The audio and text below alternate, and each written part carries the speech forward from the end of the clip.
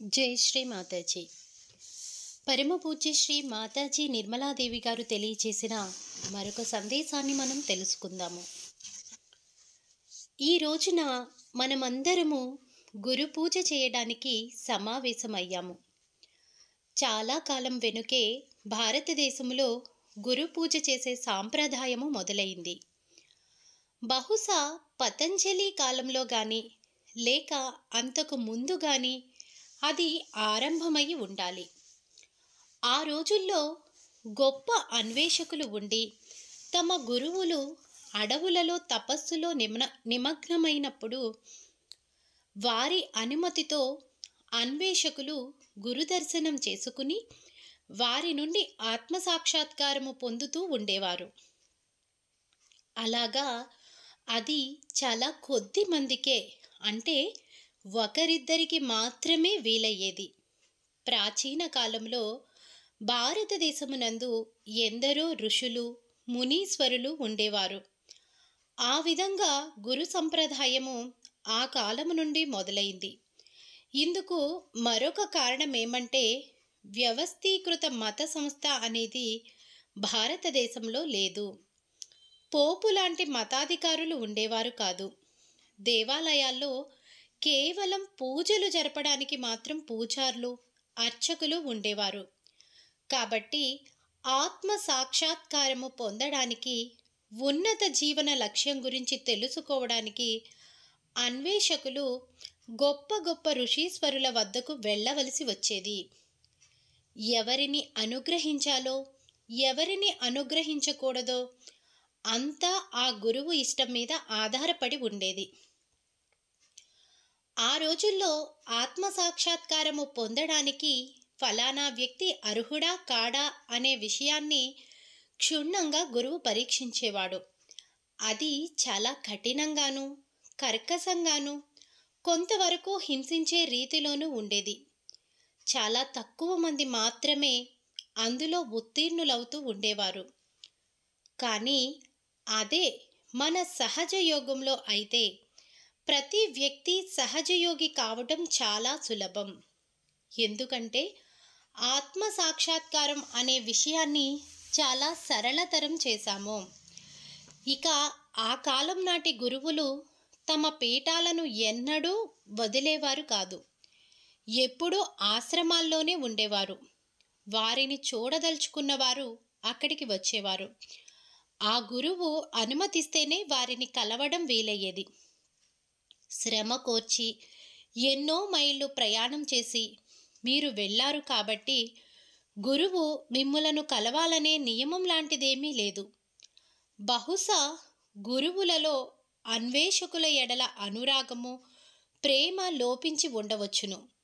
అన్వేషకులు చాలా పట్టుదలగా సత్యాన్వేషణలో ఉన్నారని, కాబట్టి బాధలకు వారు లోను కాకూడదనే విషయం ఆ గురువులకు బహుశా అర్థమయ్యి ఉండదు. సత్యాన్వేషకులను వారంతగా పట్టించుకొనకపోవడానికి కారణం బహుశా అదే అయి ఉంటుంది. ఆ రోజుల్లో గురువులు శిష్యులను ఎప్పుడూ పరీక్షిస్తూ ఉండేవారు. శ్రీ శివాజీ జన్మతః ఆత్మసాక్షాత్కారం కలిగిన వ్యక్తి అయినా ఆయన గురువు రామదాసు మాత్రం ఎన్నో పర్యాయములు శివాజీని కూడా పరీక్షిస్తూ వచ్చాడు. ఈ గురు పదం లేక గురుస్థానంలోనికి వచ్చిన తర్వాత ఎంతో కష్టపడి ఉత్కృష్ట యోగి స్థానమును సాధించేవారు. ఇక సహజ యోగంలోని పరిస్థితి అందుకు భిన్నమని మీకు తెలుసు. ప్రజలు కేవలం ఆత్మ సాక్షాత్కారము పొందిన తర్వాత వారిలోని తప్పులను వారు తెలుసుకుంటారని నేను ఊహించాను. వారు ఆత్మ పరిశీలన జరుపుకుని వారిని వారు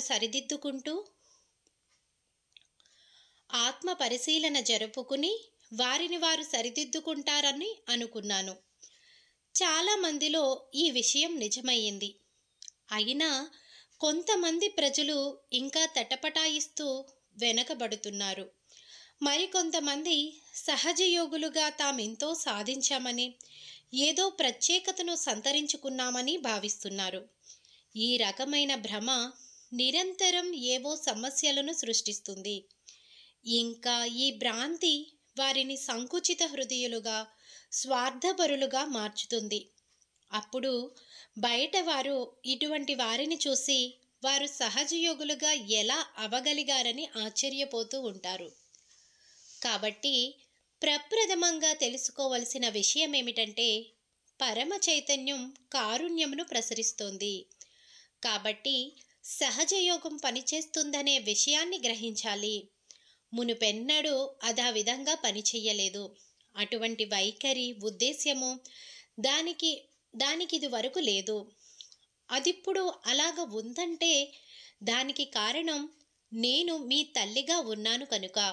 మీరందరూ ఆత్మ సాక్షాత్కారము పొందడానికి, పొందిన ఆత్మలుగా మీరొక స్థాయికి చేరడానికి కారుణ్యమే అలాగ పనిచేసింది. అయినా మీకది అతి సులభంగా, చవకగా లభించిన కారణంగా మీరేమి పొందారో దాని విలువ మీకు తెలియటం లేదు. అంతేకాక మీరు ధ్యానము, ఆత్మ పరిశీలన మరియు సమర్పణలను ఇంకా సాధన చేయడం లేదు. అయితే మీలోని కొంతమంది చాలా బాగున్నారు, కానీ మీరు సాధించవలసినది సాధించేశామనే భావనతో ఎక్కువగా కాలం గడుపుతున్నారు. కాబట్టి మొట్టమొదటిగా మనం ఆత్మ పరిశోధన చేసుకోవలసినది మన ఆధ్యాత్మికోన్నతి గురించి మనం పట్టించుకుంటున్నామా? ఎప్పుడు ఏదో బాధల్లో ఉన్నామని, పలు రకాల సమస్యల్లో చిక్కుకున్నామని, లేక ఏదో ఒక పని చెయ్యాలనే ఆలోచనలతో ఉంటున్నామా? మీ చిత్తం ఎప్పుడూ ఈ విషయాలపైనే లగ్నమయ్యి ఉంటుంటే మీరు మీ గురించి ఆందోళన చెందుతున్నారన్నమాట. అలాంటి పక్షంలో మీ స్వార్థపరత్వం యొక్క స్వలాభాపేక్ష ఆధిపత్యంలో ఉన్న మీ వ్యక్తిత్వముపైనున్న అహంకారపు పెంకును మీరు విచ్ఛిన్నం చేసుకోలేరు. స్వార్థపర్వతం పూర్తిగా మీ అభివృద్ధిని ఆటంకపరుస్తుంది. కబెల్లా అంటే ఇటలీ దేశంకు వచ్చే అనేక మందిని నేను గమనించాను. వారక్కడ చాలా ఇబ్బంది పడతారు. నాకు ఆ విషయం తెలుసు. కారణమేమంటే వారు బస చేసేది బహిరంగ ప్రదేశం. అక్కడ ఎవరి సదుపాయాలు వారే ఏర్పాటు చేసుకోవాలి. అలాగా సౌఖ్యాలు కోరుకునే వారింకా సహజ యోగంలో ఎదగాలి.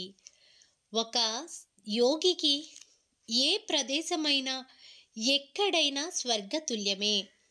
అన్నిటినీ నేను ఆనందిస్తుండడం మీరు గమనించి ఉంటారు.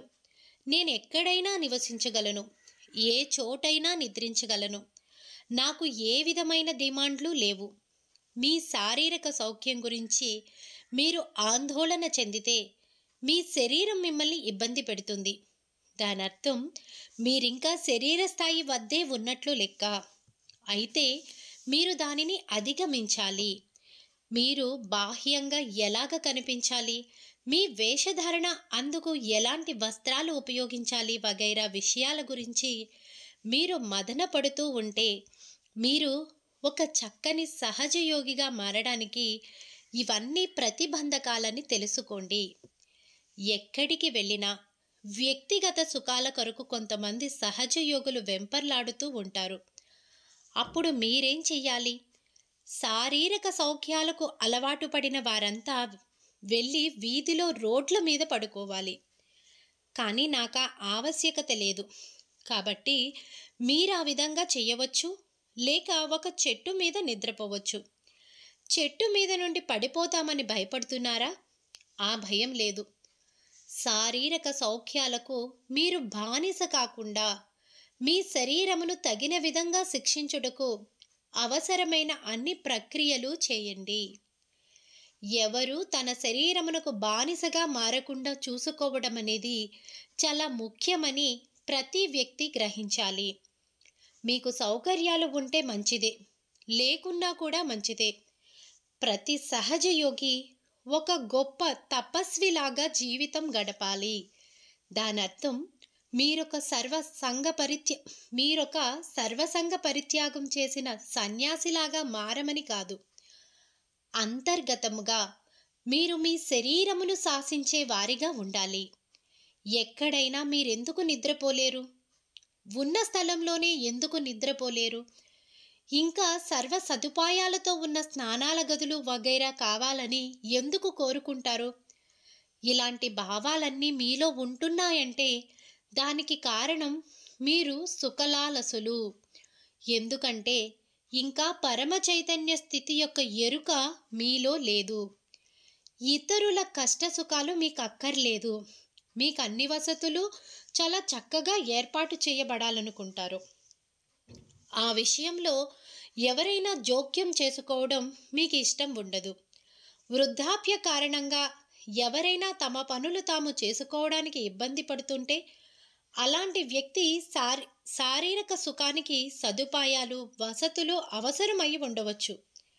కానీ ఈ రోజుల్లో యువత కూడా అన్ని సౌకర్యాలు తమకు ఉండాలనుకుంటున్నారు.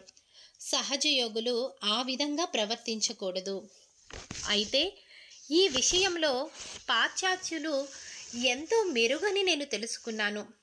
వారు భారతదేశానికి వచ్చినప్పుడు ఓల్వా, డీలక్స్ లాంటి లగ్జరీ బస్సుల కన్నా మామూలు బస్సులలో ప్రయాణం అంటేనే తమకిష్టమని చెప్పారు. నేను ఎందుకని అడిగాను. శ్రీ మాతాజీ, మేము మా సామాను చంకలో తగిలించుకుని ఆ బస్సుల్లోకి సులభంగా ఎక్కవచ్చు అన్నారు. బస్సు కిటికీలు ఎప్పుడూ తెరిచి ఉండడం వలన సహజంగా వీచే గాలిని పీల్చి ఉల్లాసంగా ప్రయాణం చేయవచ్చన్నారు. ఇంకా వారు ఎడ్ల బండి మీద కూడా ప్రయాణం చెయ్యాలని బొబలాట పడుతున్నారు.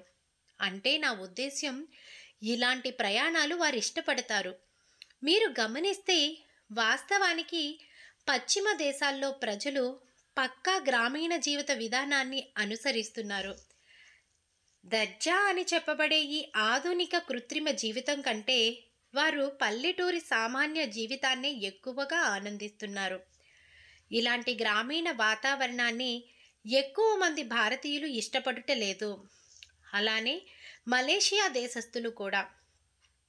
ఈ విషయంలో నేను చూసిన అనేక మంది పాశ్చాత్యులు గొప్పవారు. కారణం వారు ఎక్కడైనా నిద్రించగలరు, ఏదైనా తినగలరు. మీకు భోజనం నచ్చిందా అని వారిని అడిగారనుకోండి, ఏం తిన్నామో మాకు తెలియదు అని బదులిస్తారు. ఉండవలసిన వైఖరి అది. మనిషికి ఉండవలసిన లక్షణం అది. తను ఏం తింటున్నాడు, ఏ పదార్థాలు ఉన్నాయి, తమ అభిరుచికి అనుగుణంగా భోజనం ఉందా, ఇలాంటి విషయాల గురించి అసలు శ్రద్ధ చూపకపోవటం, పట్టించుకోకపోవటం నాకు ఇది ఇష్టం. అదంటే చాలా ఇష్టం. ఇటువంటి మాటలను మర్చిపోండి. అలాగ మారడం ఏమంత కష్టమైన పని కాదు. అపాయకరమైన పనేదో మీ చేత చేయిస్తున్నానని మీరు భావించవచ్చు, కానీ అందులో కష్టం లేదు. ఇతరులు మిమ్మల్ని ఉత్తమ యోగిగా మెచ్చుకోవాలని మీరు అనుకుంటే మీరు ఆ విధంగా ఉండాలి. మీరు అనవసరంగా రాద్ధాంతం చేస్తుంటే ఆత్మ సాక్షాత్కారము పొందిన వ్యక్తిగా మీరు ఇతరుల నుండి గుర్తింపు పొందలేరు, వారిని మెప్పించలేరు. చాలామంది నా వద్ద చెబుతూ ఉంటారు, శ్రీ మాతాజీ, ప్రజలు తపస్సు కొరకు ఎంతో కష్టపడేవారు, అందుకు హిమాలయాలకు వెళ్ళి అక్కడ ఇంకా ఏదేదో చేసేవారు, ఆ తర్వాత వారికి ఆత్మ సాక్షాత్కారము లభిస్తూ ఉండేది. అయితే మీరెందుకు ఈ విధంగా ప్రజలను కటాక్షించారు అని నన్ను ప్రశ్నించారు. ఇంకా గొప్ప జ్ఞానులు కూడా ఆత్మ సాక్షాత్కారము పొందడానికి వారికి ఉన్న అర్హత ఏమిటి అని నన్ను అడిగినప్పుడు కేవలం వారి ఇచ్చ అని బదులిచ్చాను. ఆత్మ సాక్షాత్కారము పొందాలనే శుద్ధ ఇచ్చ వారిలో ఉంది, అందువలన దానిని వారు పొందగలిగారు. కానీ కేవలం ఇచ్చ కలిగి ఉంటే సరిపోదు, మీ మీద మీరు ఆధారపడాలి. మీ ఆత్మ యొక్క కాంతిలో మీ తప్పులు తెలుసుకోవాలి. ఇది చాలా ముఖ్యమైన విషయం. మిమ్మల్ని మీరు ప్రశ్నించుకోండి, నాకెందుకు ఆత్మ సాక్షాత్కారము లభించింది, నాకు దీని అవసరం ఏమిటి, దీని వలన ప్రయోజనం ఏమిటి అని. ఎందుకంటే ఇతర ప్రపంచ ప్రజలంతా పిచ్చివారిగా నేను గమనించాను. అలా నేను ఎందుకంటున్నాను అంటే వారు పనికి మాలిన విషయాల వెనుక పరిగెడుతున్నారు. ఆధ్యాత్మికతతో సంబంధం లేని విషయాలపై మక్కువ చూపుతున్నారు. ఆధ్యాత్మికత ఆత్మను సంతృప్తి కలిగించేదిగా ఉండాలి. మీరు ఆధ్యాత్మిక పరులైతే ఆత్మ సంతృప్తి కలిగి ఉంటారు. మీలోని ఈ ఆత్మ సంతృప్తి పురాణాలలో వర్ణించి చెప్పబడింది. నేను ఎల్లప్పుడూ చెప్పే ఆనంద సాగరమునకు అది దారి తీస్తుంది. సహజ యోగంలో మనం నిరానందము అనే మాట ఉపయోగిస్తాము. నిరానందము అంటే ఏ కోరికే లేని ఆనంద స్థితి. ఆనందం అంటే కేవలం ఆనందం మాత్రమే ఉంటుంది. మీరు కేవలం ఆనందాన్ని మాత్రమే అనుభవిస్తున్నారు. మిమ్ములను సంతోషపెట్టడానికి ఇంకేమీ అక్కర్లేదు. మీరు నిరానంద స్థితిలోని ఆనందం మూలంగా ఆనందంగా ఉన్నారు. పూర్వపు మహాత్ముల జీవితాలను మీరు గమనిస్తే చాలా ఆశ్చర్యపోతారు. ఆహారం లేకుండా వారెన్నో రోజులు ఉపవాసాలు చేసేవారు. ఎన్నడూ ఆహారం గురించి ఆలోచించేవారు కాదు. అది ఉపవాసమని వారెన్నడూ భావించలేదు. మనకు ఆహారం దొరకలేదు కాబట్టి భోజనం లేదని సమాధాన పడేవారు. సరే, మీరటువంటి ఉపవాస దీక్షలు చెయ్యనక్కరలేదు. మీకు ఆత్మ సాక్షాత్కారము లభించింది. ఆ సామర్థ్యం, జ్ఞానం సంపాదించడానికి మీకు శక్తి లభించింది. సహజ యోగంలో నేను గమనించిన మరొక విషయం, ఇతరుల ఎడల కొంతమంది పగ, ప్రతీకారాలు కలిగి ఉండటం అనేది. సహజ యోగం అంటే ప్రేమ యొక్క ఆశీర్వచనములు, కారుణ్యం యొక్క వరాలు. ఏ విధమైన ద్వేషము, ప్రతీకారము లేక కోపతాపములకు సహజ యోగంలో స్థానం ఉండకూడదు. అటువంటి ఆలోచనలు ఉంటే మీరు వాటిని జయించాలి. ఇది ఒక చక్కని అవకాశము. ఎవరైనా ముక్కోపి లేక కోపిష్టి మీకు తటస్థపడితే అటువంటి వ్యక్తితో స్నేహం చెయ్యండి. ఆ వ్యక్తితో మీరు సర్దుకుపోగలరేమో ప్రయత్నించండి. ఇక ఎప్పుడూ హడావిడి గడబిడి చేసే వారితో కూడా స్నేహంగా ఉంటూ వివిధ రాగద్వేషాలకు అతీతంగా మీలో శాంతి సాధనకై ప్రయత్నించండి. కొంతమంది సహజ యోగులకు కోపం ముక్కు మీద ఉంటుంది. అలాంటి వారు సహజ యోగులుగా ఉండలేరని నేను చెబుతున్నాను.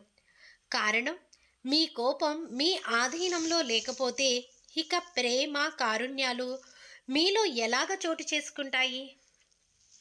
కోపం మీద ఆధిపత్యం సంపాదించనక్కర్లేదు. మామూలుగా ఉండండి చాలు. ఒకసారి కనుక మీరు ఆ స్థితి చేరుకుంటే ఇక దానిని గమనిస్తూ ఉండండి. ప్రాచీన కాలంలో గొప్ప గొప్ప ఋషులందరికీ కోపం ఎక్కువగా ఉండేది. ప్రపంచ మూర్ఖత్వాన్ని వారు సహించలేకపోయేవారు. అలాగా తమ కోప తాపాలతో ప్రపంచ వ్యవస్థ నుండి దూరంగా పారిపోయేవారు. నాకు నిత్యానంద స్వామి అనే యోగి తెలుసు. అతనెప్పుడూ ఒక చెట్టు మీద నివసిస్తూ ఉండేవాడు.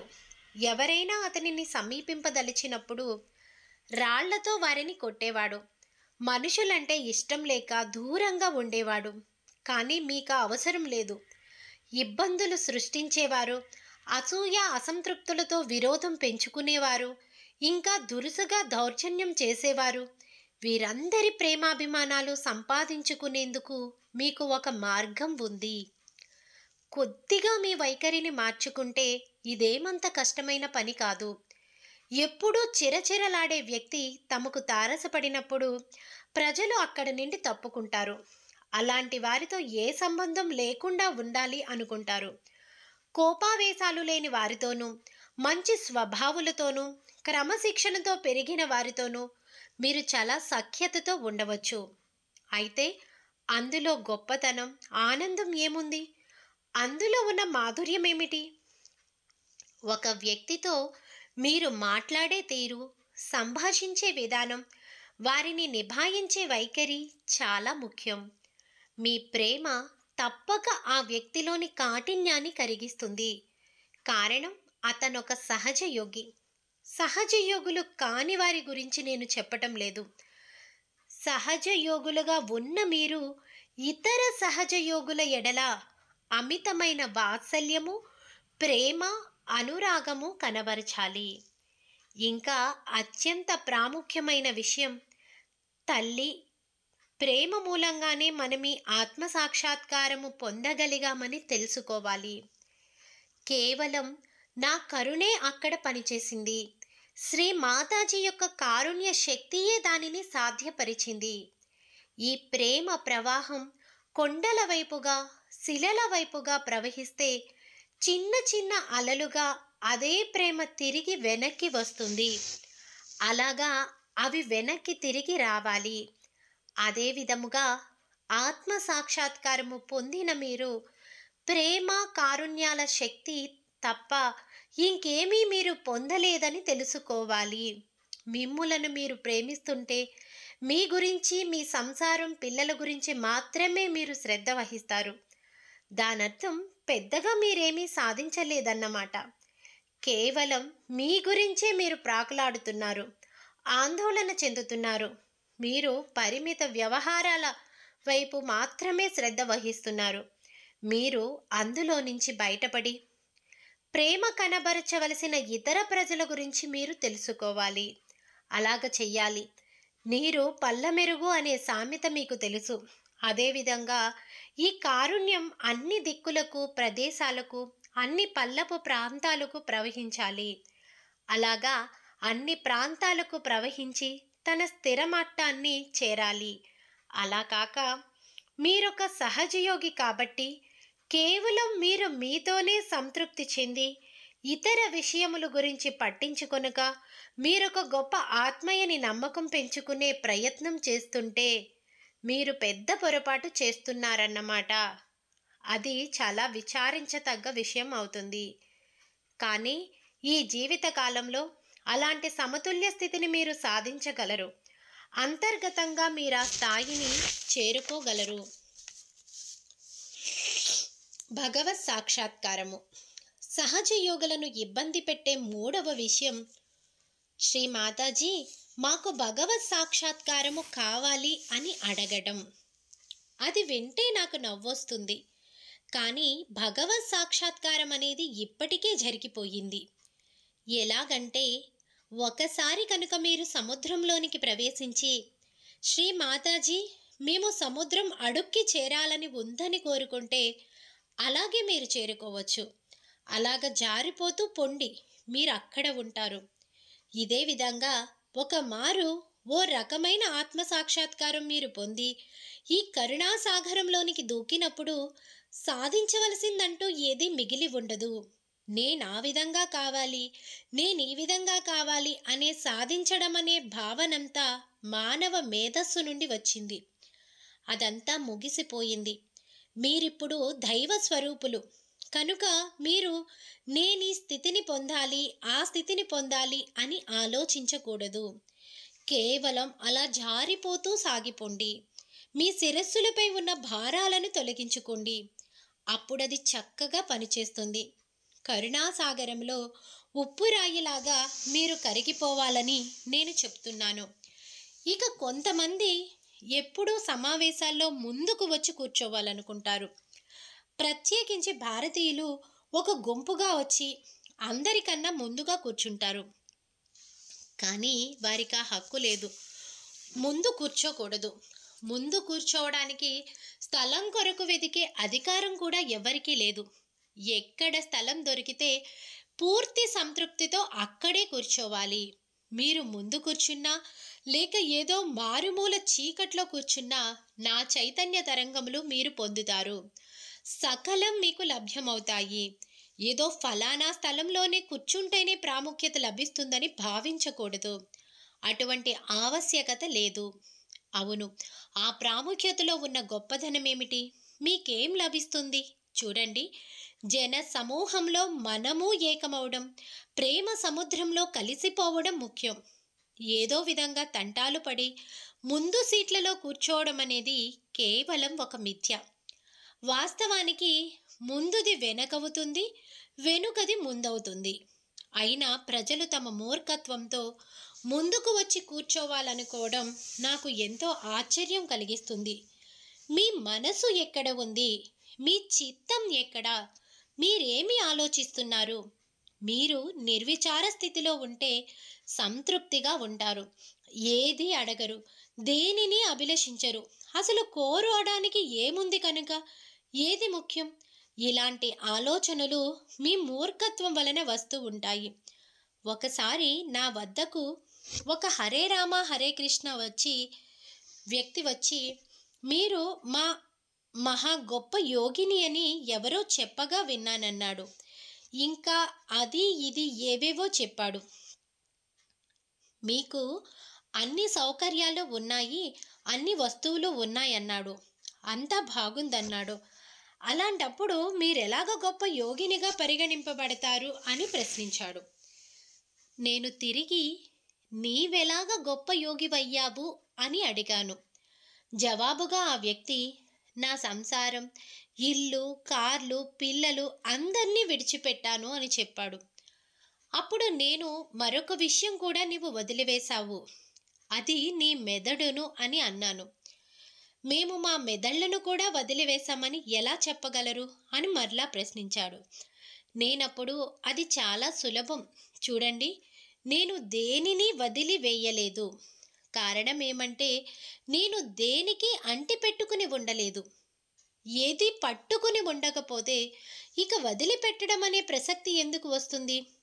ఇప్పుడు ఈ ఇంట్లో కానీ లేక నా వంటి మీద కానీ ఎక్కడైనా సరే శ్రీకృష్ణుని కాళిధూళికి సమానమైన వస్తువు ఏదైనా మీ ఉద్దేశ్యంలో ఉందని మీరు భావిస్తే మీరు దానిని నిరభ్యంతరంగా తీసుకువెళ్ళవచ్చు అని అన్నాను. ఇక వారికి ఏమీ తోచక దిక్కులు చూడడం మొదలుపెట్టారు. మరలా నేను వారిని, మీరేమి విడిచిపెట్టారు? కేవలం రాళ్ళు. ఏమిటి మీరు వదిలేసింది? మీరేమో అది వదిలివేశాం, ఇది విడిచిపెట్టామని ప్రగల్భాలు పలుకుతారు అని అన్నాను. వారు శిరోముండనం కూడా చేయించుకుంటారు. ఎందుకు ఆ పని? మేమా పని చేశాం లేక ఈ పని చేశాం అని చెప్పుకోవడం వలన ప్రయోజనం లేదు. సహజ యోగంలో ఎవరైనా ఒక వ్యక్తి తాను సహజ యోగమునకు ఎంతో సేవ చేస్తున్నానని భావిస్తుంటే ఆ వ్యక్తి అటువంటి ఆలోచనను పూర్తిగా విడిచిపెట్టాలి. లేకపోతే అదొక రకమైన మూర్ఖత్వానికి చిహ్నమవుతుంది. మీరు సాగరంలో అంతర్భాగమైనప్పుడు ప్రతి పని సాగరమే చేస్తుంది. మీరు ఏమీ చెయ్యటం లేదు. ఒకవేళ మేమేదో చేస్తున్నామనే భ్రమ మీలో ఉంటే అది మీ గురించి మీకెంత అల్పంగా తెలుసుననే విషయాన్ని వ్యక్తపరుస్తుంది. మీరే సాగరమైనప్పుడు నేను ఈ తీరాన్ని తాకాను లేక ఆ తీరాన్ని తాకాను అని ఎలాగ చెప్పగలరు? ఇక నేను అనేది మిగలదు. ఒకసారి కనుక ఈ నేను అనేది పోతే అప్పుడే మీలోని విశ్వ వ్యక్తిత్వం ప్రకాశిస్తుంది. మన యొక్క వ్యక్తిత్వాల్లో ఈ విషయాలన్నీ బహు చక్కగా స్పష్టమవుతాయి. కొంతమంది తమ దేశంతోనో లేక తమ పూజా విధానంతోనో ఏదో రకంగా పెద్ద గుర్తింపు పెట్టుకుంటారు. కానీ ఇలాంటి తప్పుడు గుర్తింపులు పోవాలి. అయితే ప్రజలకు అది చాలా కష్టం. కారణం, వారు కట్టుబాట్లలో చిక్కుకున్నారు. మీలో కట్టుబాట్లు ఉన్నంతకాలం మీ మిథ్యా మనస్సును మీరు జయించలేరు. అది మీకు సాధ్యపడదు. ఇప్పుడు మీ కట్టుబాట్లేమిటో పరిశీలించుకోండి. అందులో ఒక దానిని చూసి చాలా ఆశ్చర్యపోయాను. మీరు పశ్చిమ దేశాలకు వెళ్తే అక్కడ కేవలం శ్రీ గణేశుని పాటలే పాడుతారు.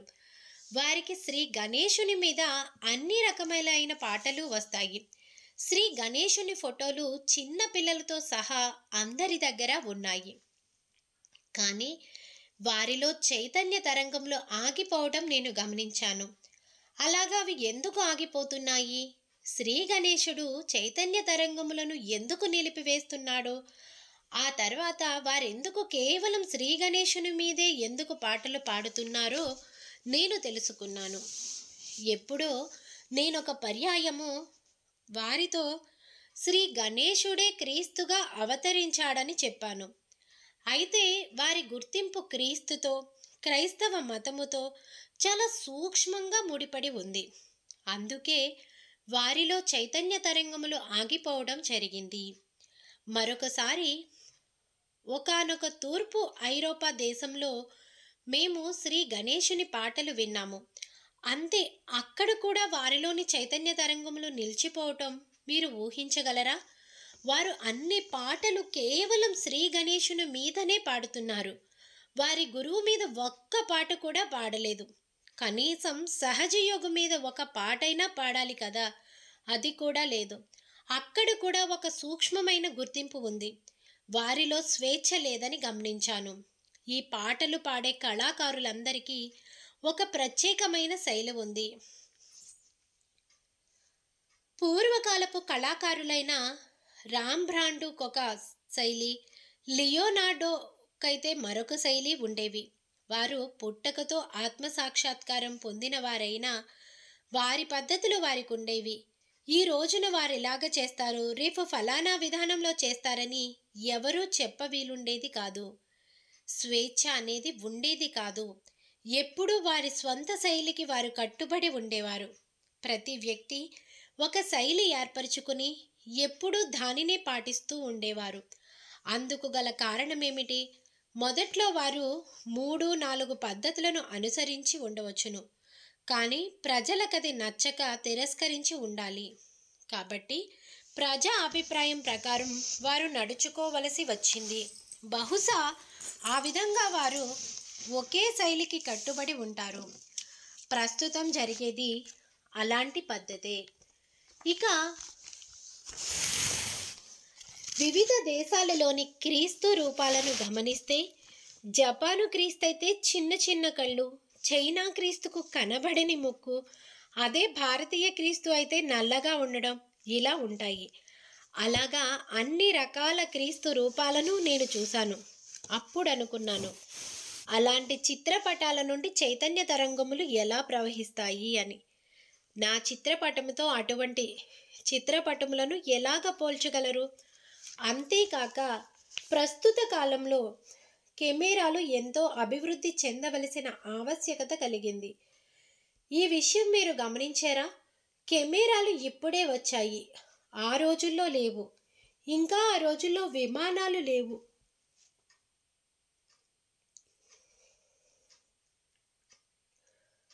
ఒకసారి నేను 19 రోజులు ఏకధాటిగా ప్రయాణం చేశాను. ఒకరోజు విమానంలో గడిపితే మర్నాడు బహిరంగ సభలో ఉండేదాన్ని. అయితే పూర్వకాలంలో ఎవరికీ ఇలాగ సాధ్యపడేది కాదు. శ్రీకృష్ణునికి కూడా అది వీలవలేదు. విమాన ప్రయాణాలు అప్పుడు లేవు. ఇప్పుడు సహజ యోగం 65 దేశాల్లో ఉందంటున్నారు. మరెవరో 68 దేశాలు అంటున్నారు. ఆ విధంగా ఆ అంకెలు పెరుగుతూనే ఉన్నాయి. ఇదంతా ఎలాగ సాధ్యపడిందంటే, ఇప్పుడు విమాన ప్రయాణాలు సాధనాలున్నాయి, మునుపెన్నడూ లేవు. ఇప్పుడున్న సదుపాయాలు, వీడియో కెమెరాలు, మీరిప్పుడు చూస్తున్నట్లుగా నా చిత్రాన్ని తెర మీద చూడటం, ఆ రోజుల్లో ఇవన్నీ ఉన్నాయా? లేవు. కాబట్టి ప్రస్తుత కాలం ఓ ప్రత్యేకత కలిగి ఉంది. విజ్ఞాన శాస్త్రము కూడా సత్యాన్వేషకులకు దోహదపడుతోంది. విజ్ఞాన శాస్త్రం వలన ఇదంతా జరిగింది. అందుకు ఆ శాస్త్రానికి మనం కృతజ్ఞతలు చెప్పాలి. అందులో ఒక భాగం చాలా ఎక్కువగా సహాయపడింది. ఉదాహరణకు, కారు లేకపోతే నేను మీలాన్ నగరం అంటే ఇటలీ దేశం చేరలేకపోయేదాన్ని. ఒక ఎడ్ల బండిలో ఆ ఊరికి ప్రయాణమైతే నా పరిస్థితి ఎలా ఉండేదో ఊహించండి. కాబట్టి ఈ రోజున ఈ వనరులు, వసతులు, సౌకర్యాలు మీకోసం సృష్టించబడ్డాయి. ఈ ప్రత్యేకత కారణం మూలంగా మీరిప్పుడు జన్మించడం జరిగింది. మీరు ఆ రోజుల్లో లేరు కాబట్టి మీకు వారు ఆత్మసాక్షాత్కారము కలిగించలేకపోయారు. మీ స్థాయి కలిగిన బహుకొద్ది మంది మాత్రమే అప్పుడు ఉన్నారు. మీరు మీ సామర్థ్యం విలువేమిటో తెలుసుకోగలిగినందుకు ఆశ్చర్యపడుతున్నాను. మీరు అభివృద్ధి చెందే విధానాన్ని అప్పుడప్పుడు గమనిస్తుంటే మీ సామర్థ్యాన్ని మీరు అర్థం చేసుకోనట్లుగా కనపడుతుంది. మీరెవరో మీకు తెలియదు. మీ చుట్టూ ఉన్న వాతావరణం ఎంతవరకు మీకు సహాయపడింది? విజ్ఞాన శాస్త్రం తన వంతుగా సహాయపడింది. ప్రకృతి ప్రసాదించిన వరం విజ్ఞాన శాస్త్రం. అతి తక్కువ కాలంలో అత్యున్నత స్థితిని మీరు చేరడానికి ఇవన్నీ మీకు దోహదపడ్డాయి.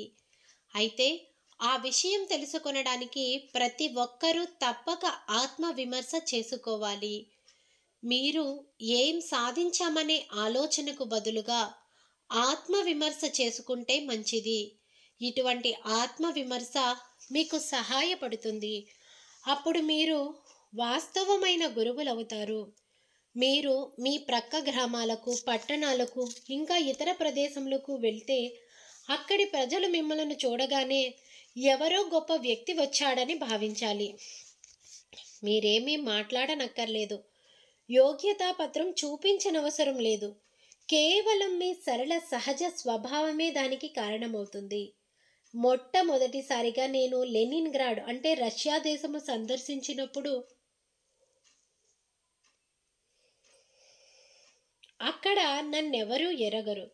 ఏ విధమైన ప్రచార మాధ్యమాలను ఉపయోగించడం జరగలేదు. కేవలం ఏవో కొన్ని ప్రకటన కాగితాలు అక్కడక్కడ అంటించారు. కార్యక్రమం రోజున హాలులో 2000 మంది కూర్చుని ఉండగా బయట మరో 2000 మంది నిలబడి ఉన్నారు. హాలులో కూర్చుంటే టిక్కెట్టు కొనాలి. కార్యక్రమానంతరం ఆశ్చర్యపోతూ నేను బయటకు వచ్చాను. అందరికీ ఆత్మ సాక్షాత్కారం ఇచ్చి తిరిగి వారిని మర్నాడు రమ్మని కోరాను. అలాగే మరుసటి రోజున హాలులో 2000 మంది, బయట 2000 మంది కాకుండా మరో 2000 మంది వచ్చారు. చాలామంది నేల మీద కూర్చున్నారు. నేను దిగ్భ్రాంతి చెందాను. అప్పుడు వారిని అడిగాను, నా కార్యక్రమానికి రావడానికి కారణమేమిటని. వారన్నారు, శ్రీ మాతాజీ, నిస్సందేహంగా మీ చిత్రపటమే దానికి కారణం. ఆధ్యాత్మికత యొక్క సున్నిత పరిజ్ఞానం మీ చిత్రపటంలో ఉట్టిపడుతుంది అని అన్నారు. నా ప్రసంగానికి హాజరైన వారిలో శాస్త్రజ్ఞులు, డాక్టర్లు, ఇంకా అన్ని రకాల మేధావులు అనేక మంది ఉన్నారు. అలాగా నా చిత్రపటం వలన వారిలో ఆధ్యాత్మికత భావం ఏర్పడింది. అలాంటి సున్నిత జ్ఞానం మీరు కలిగి ఉండాలి. మీకే విధమైన విచక్షణ జ్ఞానం అవసరం లేదు. మీకు సహజ యోగ పద్ధతులు, విధానాలు తెలుసు. అవి చాలు. ఏది పరీక్షించడం కానీ లేక దేనిని గురించి ఆలోచించే అవసరం కానీ లేదు. ఆత్మ సాక్షాత్కారమునకు ఫలానా వారే అర్హులని మీరు చెప్పలేరు. అది పొందడానికి మొదటిసారిగా ప్రజలు మీ వద్దకు రావచ్చు. ఆ తర్వాత కూడా వస్తారు. ఇంకా అలాగ వస్తూనే ఉంటారు. వారిలో వృద్ధులు, స్త్రీలు, పురుషులు, చిన్నపిల్లలు, అనేక రకాల వారు ఉండవచ్చు. ఎంతో పరివర్తన చెంది చాలా అందంగా, చక్కగా, ఎంతో గొప్పగా కనిపిస్తున్న మీలాంటి వారిని అందరినీ ఇటువంటి అందమైన వాతావరణంలో నా జీవితంలో ఇప్పుడు చూడగలుగుతున్నాను. ఇది నాకు చాలా సంతృప్తిని కలుగచేస్తుంది. ఇక నేను చేసేదేమీ లేదని ఒక్కొక్కసారి నాకు అనిపిస్తుంది. నేను చేయవలసింది పూర్తయిందని భావిస్తాను. కానీ ఎక్కడెక్కడికో రమ్మని నన్ను ఆహ్వానిస్తుంటారు. కొంతమంది అలాగ పిలుస్తూనే ఉంటారు. నిజం చెప్పాలంటే నేను చెప్పలేనంత సంతృప్తితో ఉన్నాను. ఒకసారి మీరొక మామిడి మొక్కను తెచ్చి పాతి 3-4 సంవత్సరములు దాన్ని సంరక్షిస్తే ఆ తర్వాత దానంతటది ఎదిగి పెద్దదవుతుంది, ఫలాలను అందిస్తుంది. ఇక దానికి నీరు పోయవలసిన అవసరం ఉండదు. అదేవిధంగా మీరు కూడా అవ్వాలి. మీ అంతట మీరు ఎదగాలి.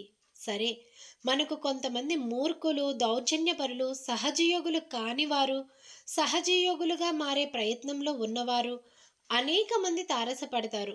కేవలం మీరు వారందరినీ గమనిస్తూ ఉండండి, అంతే. ఈనాటి గురు పూజలో నిర్దేశక సూత్రాల గురించి మనం ఒక నిశ్చయానికి రావాలి. ముందుగా ఒక గురువు కోరికలు లేకుండా ఉండాలి. ఒక వ్యక్తిలో ఏ విధమైన కోర్కెలు ఉండకూడదు. దానినే నిరీచ్ఛ అంటారు. భారతదేశంలో ఒక బూటకపు గురువు ఉన్నాడు. శ్రీ మాతాజీకున్న శక్తులు నాకుంటే ఈ ప్రపంచానికి నేనే రాజై ఉండేవాడినని అంటాడు. అప్పుడు ప్రజలు నన్ను, శ్రీ మాతాజీ, మీరెందుకు రాజు కాకూడదు, ఎందుకు అలా అవ్వకూడదు, రాజెందుకు కాకూడదు అని నన్ను ప్రశ్నించారు. అప్పుడు అక్కడ ఉన్నవారెవరో జవాబిచ్చారు, ఆమె నిరీచ్ఛ అని. ఆమెలో ఏ కోరికలు లేవు. కోరికలు లేని మనిషి ఏమీ కాడు.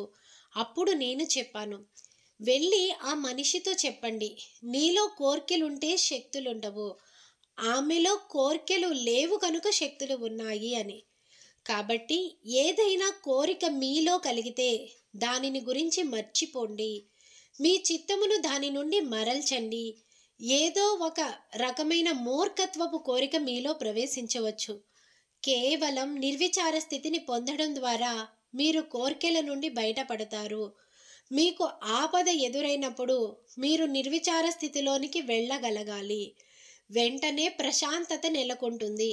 ప్రశాంతంగా మీ కోర్కెలను పరిశీలించి, నేను చాలా సంతృప్తితో ఉన్నాను, మీరు నాలో ప్రవేశించకండి, నాకు మీ అవసరం లేదు అని కోర్కెలతో చెప్పండి. ఆ విధంగా మీరు కోర్కెలకు అతీతంగా ఉండవచ్చు. ఇక కారుణ్యము సంగతికి వద్దాం. వాస్తవానికి కారుణ్యమే శక్తిగా మారుతుంది. చిన్న చిన్న విషయాలలో మీ ప్రేమను వ్యక్తపరచవచ్చు. అలాగే మధురమైన మాటలతో మీ ప్రేమను వెల్లడించవచ్చును. ఇవి చాలా ముఖ్యమైన విషయాలు. ప్రస్తుత పరిస్థితుల్లో ప్రపంచానికి ప్రేమ, ప్రశాంతతల అవసరం ఎంతైనా ఉంది. వీలైనంత వరకు ప్రతి వ్యక్తికి మనం ప్రేమ, ప్రశాంతతలను అందివ్వాలి. అయితే సహజయోగులకు ఈ కార్యం చాలా సులభం. ఇంకా మనం సహజయోగులు కాని వారి ఎడల కూడా ప్రేమను కనబర్చాలి. అలాగని ప్రతిఫలంగా వారి నుండి మీరు ఏదీ ఆశించకూడదు. మీరు సహాయం చేసినా దానిని వెంటనే మర్చిపోవాలి. సహజ యోగంలోనికి వచ్చి లబ్ధి పొంది మనలను మోసగించిన ఎంతోమంది సహజయోగులు అనబడే వారి గురించి మీకు తెలుసు. అయినా పర్వాలేదు, అదేమంత ముఖ్యమైన విషయం కాదు. కారణం చివరికి నష్టపోయేది వారే కానీ మనం కాదు. కాబట్టి అలాంటి విషయాలను పట్టించుకోవలసిన అవసరం లేదు. ఇక మీ మెదడు ప్రతిస్పందించకుండా ఉండేట్లుగా ప్రయత్నించండి. నా ఉద్దేశ్యంలో చాలామందికి ప్రతిస్పందించే అలవాటు ఉంటుంది. వారికి ఏదైనా చెబితే దానికి వారేదో మసాలా జోడిస్తారు. ఎవరైనా చెబితే దానిని వారెన్నడూ అంగీకరించదు. మీరు ప్రతిస్పందిస్తుంటే ఏ విషయమైనా మీ తలలోనికి ఎలా ఎక్కుతుంది? మీ హృదయం, చిత్తం ఏం అర్థం చేసుకుంటాయి? కాబట్టి ప్రతిస్పందన అనేది మీ అభివృద్ధికి అంత మంచిది కాదు. మీ మెదడు, శరీరము ఇంకా అన్ని ప్రాంతములకు మీ చిత్తం చేరలేదు. అది లోనకు ప్రవేశించలేదు. కారణం, అది ప్రవేశించడానికి ప్రయత్నించిన తక్షణం మీరు మీ ప్రతిస్పందనతో దానిని అడ్డుకుంటారు. ఏదో చూడ్డానికి అన్నట్లుగా మీరు చూస్తే ఏది చక్కగా మీరు చూడలేరు. ఇది బాగోలేదు, అది బాగోలేదు అనడం. నేను టైము 5 గంటలని చెప్తే మీరు 5 గంటలు దాటి 2 నిమిషాలు 3 సెకండ్లు అయిందని చెప్పడం, ఇదంతా మీ భయంకర చాదస్తం వలన వస్తుంది. అటువంటి అలవాటు మీ నుండి తొలగిపోవాలి. మీరు అంతగా ప్రతిస్పందించకూడదు. అసలు మీరెందుకు ప్రతిస్పందించాలి? ఆ సమయంలో వాదన, ప్రతివాదనలు మొదలవుతాయి. ఆ తర్వాత పేచీలు, మాటల వాగ్యుద్ధం వగైరా జరుగుతాయి. మీ మనస్సుతో మీరు అలాగ కుదరదు, నీ ఒక మిథ్యవు, నేను ఏ విషయానికి ప్రతిస్పందించను అని ఆ విధంగా సంబోధిస్తే మీ సమస్యలు 99.9% చక్కబడతాయి. ఇక చివరి విషయం అయినప్పటికీ స్వల్ప విషయం కానిది మీ అహంకారము. ఒక సహజ యోగికి అహంకారం ఉండడం నాకు అర్థం కాని విషయం. అహంకారం కలిగి ఉండడం అంటే మూర్ఖత్వంతో ఉన్నట్లే. అదొక రకమైన ఆధిక్య భావన. చిన్న తప్పు జరిగితే మీకు కోపం వస్తుంది. ఎవరో ఏదో అంటే మీలో విపరీతమైన ఆగ్రహం. దాని అర్థం మీలో ప్రేమ, కరుణలు ఇంకా సంపూర్ణంగా లేవన్నమాట. ఇతరుల తప్పులను మీరు సరిదిద్దవలసి వచ్చినప్పుడు మీరు అలాగ చేయవచ్చు. అయితే అందుకు మీలో ప్రేమ, కరుణా శక్తులు ఉండాలి. తన మీద ప్రేమ కారణంగా మీరు వారిని సరిదిద్దుతున్నారని ఆ వ్యక్తి తెలుసుకోవాలి. మీ యొక్క స్వలాభాపేక్ష లబ్ధి కొరకు కాదని ఆ వ్యక్తి అర్థం చేసుకోవాలి. కానీ ఈ అహంకారం ఒక పెద్ద సమస్య. అది మిమ్ములను ఒక గర్విష్ఠిగాను, మొండివారిగాను మారుస్తుంది. కానీ మీలోని అణుకువ ఎవరో ఒక వ్యాపారస్తుడు ప్రదర్శించే రీతిగా ఉండకూడదు. ఆ అణుకువను మీరు హృదయంలో ఆనందిస్తుంటే అహంకారము మీ దరి చేరదు. నేనెందుకు కోపంగా ఉన్నాను? ఇలాగా మిమ్ములను మీరు ప్రశ్నించుకోవాలి. మీరు ఆత్మ పరిశీలన చేసుకోవాలని నేను పదే పదే చెప్తున్నాను. ఎందుకంటే మీరిక్కడ ఉన్నది ఏవో పనులు చేయడానికి కాదు, గొప్ప ఆత్మజ్ఞానులుగా మారడానికి వచ్చారు. కాబట్టి అందుకోసం ఈ అహంకారమును ప్రేమానందముల యొక్క గొప్ప ఉపకరణముగా మీరు మార్చాలి. మీరు అలాగ చెయ్యగలరు. అదేమంత కష్టమైన విషయం కాదు. అహంకారం అంటే విషయముల ఎడల ప్రతిస్పందన. కానీ విషయముల పట్ల మీరు మధురంగా ప్రతిస్పందించవచ్చు. అలాగే కటువుగా కూడా మీరు ప్రతిస్పందించవచ్చు. మీరు మాట్లాడుతున్నప్పుడు పువ్వుల నుండి సౌరభం వెదజల్లబడుతున్నట్లుగా ఉండాలి.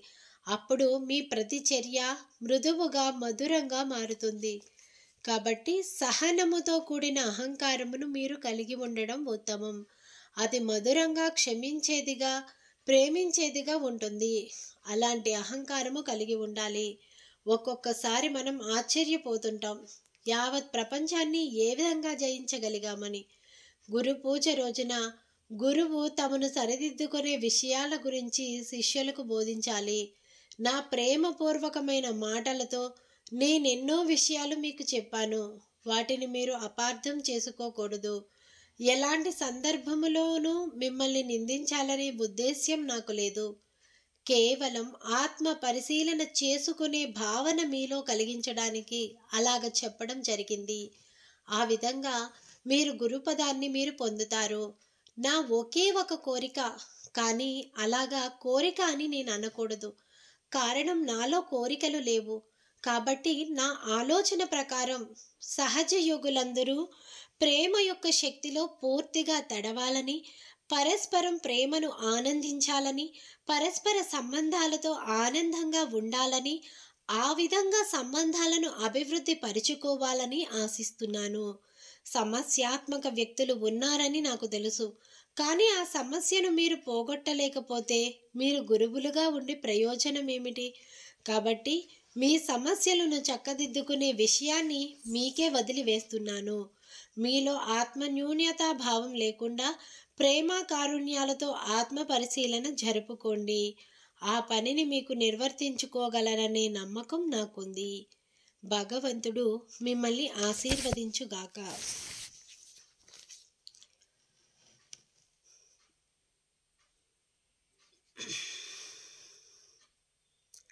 ప్రతి పూజకు వచ్చిన స్త్రీలకు, పురుషులకు, నాయకులకు ఆతిథ్యమిచ్చినందుకు అన్ని దేశాల వారికి నేను బహుమతులిస్తుంటాను. కానీ ఈ గురు పూజ నాడు మాత్రం నేను ఎవ్వరికీ బహుమతులు ఇవ్వడం లేదు. అందుకు నేను చింతిస్తున్నాను. గురువు మాత్రమే అన్ని బహుమతులు మీ నుండి లాక్కోవాలి. కేవలం గురు పూజ నాడే ఈ బహుమతులన్నీ ప్రత్యేకించి చీరలు వగైరా నాకు సమర్పింపబడాలి. కానీ లీడర్లకు లేక మరెవరికి తిరిగి నేను బహుమతులు ఇవ్వలేనందుకు విచారిస్తున్నాను. మీరు ఈ విషయాన్ని మనసులో పెట్టుకోరని నేను నమ్ముతున్నాను. గురువుగాను మాతగాను ఉండడం కష్టమైన పని. కారణం, మీరు గమనించినట్లయితే గురువులు గొప్ప క్రమశిక్షణా పరులు. వారెప్పుడూ తమ శిష్యులలో క్రమశిక్షణ అమలు చేయడంలో కఠినంగా వ్యవహరిస్తారు. కానీ శ్రీ మాతాజీ అంత కఠినంగా ఉండలేదు. గురుమాతతో ఉన్న ఇబ్బంది ఇదే. సహజ యోగమును తమ ఇష్టానుసారంగా కొంతమంది ఉపయోగించుకొనడానికి బహుశా ఇదే కారణమై ఉండవచ్చు. అలాగా మీరు వ్యవహరించకూడదు. ఇప్పుడు మీరు ఆత్మ సాక్షాత్కారము పొందారు. మీరు గురువులు. మీ యొక్క ఆధ్యాత్మికోన్నతిని మీరు సంరక్షించుకోవాలి. ఏమి చెయ్యాలో నేను మీకు చెప్పనక్కర్లేదు. కారణం ఏమంటే మీ చేతిలో జ్యోతి ఉంది. మీ పని మీరు చక్కగా నిర్వర్తించగలరు. ఈనాటి నా ప్రవచనాన్ని మీరు చాలా ఇష్టపడ్డారని భావిస్తున్నాను. అందులో కొంచెం మిమ్మల్ని ఇబ్బంది పెట్టే విధంగా నేను మాట్లాడినందుకు మీరు అన్యథా భావించరనుకుంటాను. మీరందరూ అంతర్గతంగాను బాహ్యపరంగాను అభివృద్ధి చెందాలి. మనం సహజ యోగమును అన్ని చోట్ల వ్యాప్తి చేయాలి. ఆడవారైనా మగవారైనా మనం ఎంతమందికి ఆత్మసాక్షాత్కారం కలగజేశామని చూడాలి. ప్రపంచమంతటా ఉన్న ప్రజానికానికి మీరు ఆత్మసాక్షాత్కారం ఇవ్వడం చాలా ముఖ్యం. ప్రస్తుత రీతిగా అది కొనసాగితే ఇప్పుడు పర్యటిస్తున్నట్లుగా ఇక ముందు నేను తిరగవలసిన అవసరం ఉండదు. మీ దగ్గరలో ఉన్న పల్లెలు, పట్టణాలు, ఊళ్ళకు వెళ్ళే బాధ్యత మీ అంతటా మీరే స్వీకరించాలి. సహజ యోగం గురించి బహిరంగ సభలు నిర్వహించవచ్చు. మీకు అన్ని ఆశీర్వచనములు ఉన్నాయి. అన్ని శక్తులు ఉన్నాయి. మీరు ఆ విధంగా పని చేయవచ్చు. ఎవరికి ఏ విధమైన ఆటంకం కలిగినా కేవలం బంధన ఇచ్చి పరిస్థితిని సానుకూలపరుచుకోవచ్చును. సహజ యోగం గురించి మీకు చాలా బాగా తెలుసు. ఆ ప్రత్యేకంగా మీకు చెప్పనవసరం లేదు. అయితే అన్ని ఉపకరణాలు ఉన్నా వాటిని ఉపయోగించుకోకపోతే వాటి వలన లాభం ఉండదు. నా సంపూర్ణ ప్రేమ, ఆశీర్వచనములతో ప్రస్తుతానికి నేనిప్పుడు మీ వద్ద సెలవు తీసుకుంటున్నాను. అనంతమైన ఆశీస్సులతో శ్రీ మాతాజీ. జై శ్రీ మాతాజీ. జై శ్రీ మాతాజీ. జై శ్రీ మాతాజీ.